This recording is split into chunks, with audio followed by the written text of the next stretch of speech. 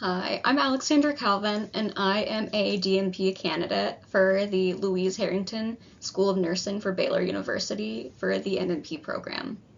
My business review is about me wanting to work as a neonatal nurse practitioner in a level 4 NICU.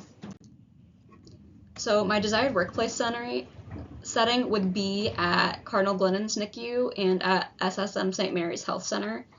These two hospitals work together. Both units are considered sister hospitals, sister units.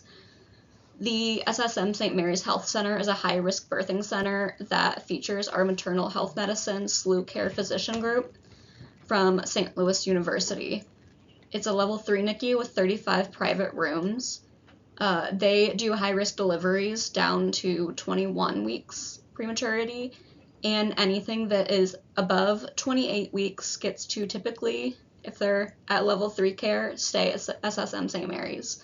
Anything below 28 weeks and that requires a higher acuity care will be going to Cardinal Glennon's Children's Hospital at their level 4 NICU.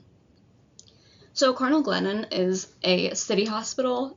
It is a level 4 NICU with 65 private rooms. Cardinal Glennon has about 200 specialists that are inside of the hospital.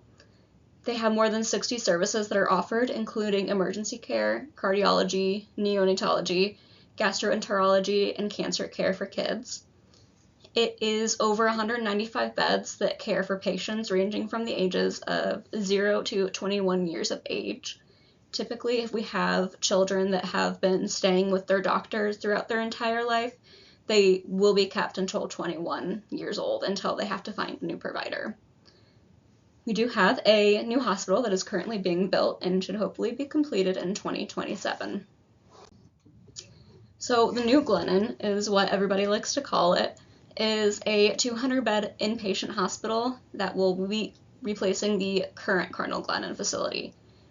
The current Cardinal Glennon facility was opened up in 1956 as the nation's first freestanding non-for-profit Catholic children's hospital. It has been consistently recognized for clinical excellence, and it's earned a place among the U.S. News and World Report's best children's hospitals for 12 consecutive years. In the 2025 to 2026 rankings, the hospital listed among the top 50 nationally in multiple specialties, which included our cardiology team, our gastroenterology team, our nephrology team, and also our pulmonology team. And as I said, it is going to be hopefully completed in 2027. A little background, or just some statistics for St. Louis, Missouri. Just a little insight of our city is the population is about 279,695. For the 2020 year to the 2024 year, the median household income was only 56,160.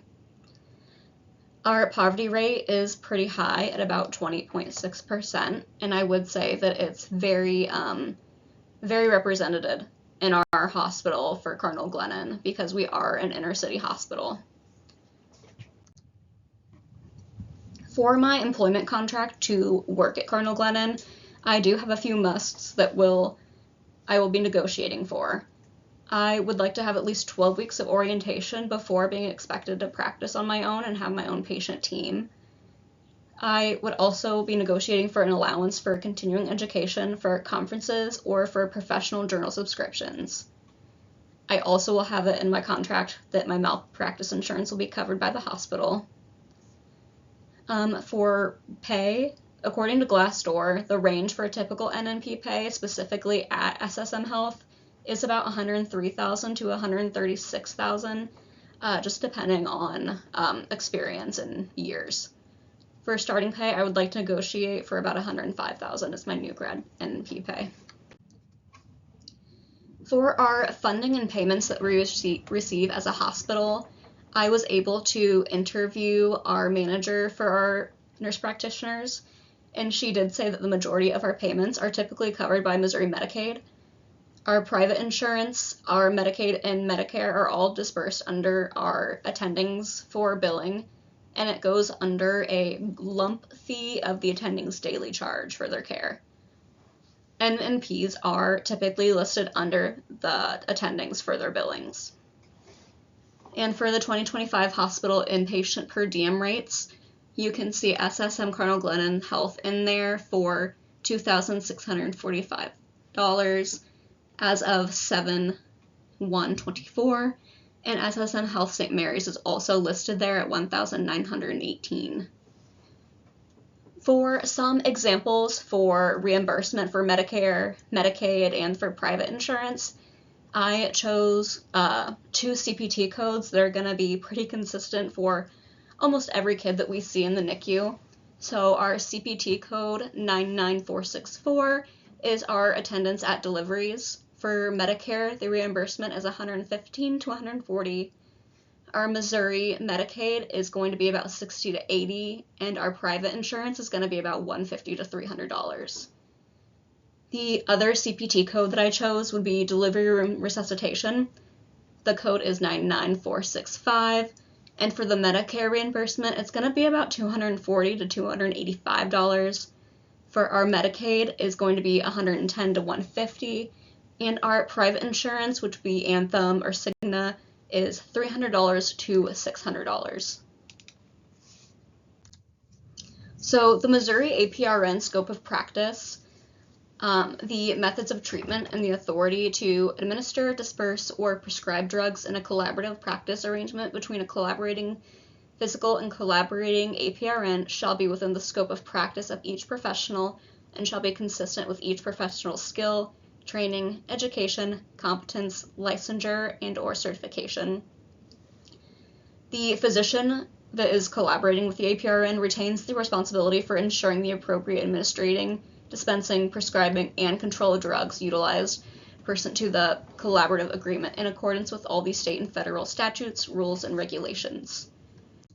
So what that kind of means for us at Glennon is that we are still working under the attendings. They still have the final say on just about everything. At Cardinal Glennon, how we have it dueled out is that there's a handful of attendings. They will be assigned a team, and for each patient, the APRN will be assigned.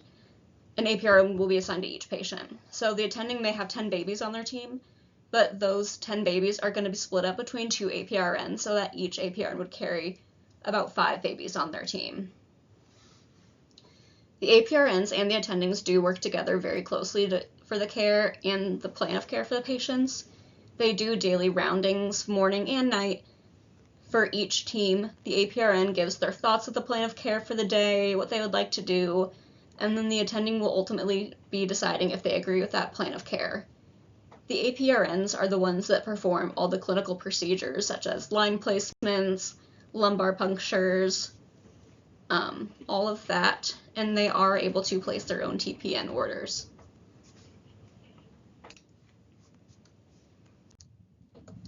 So for the assessments and the evaluations at Cardinal Glennon, they used to be a quarterly process where they would be interviewed by the NNP manager, and then they would have a yearly evaluation under the NNP manager and the NICU manager themselves.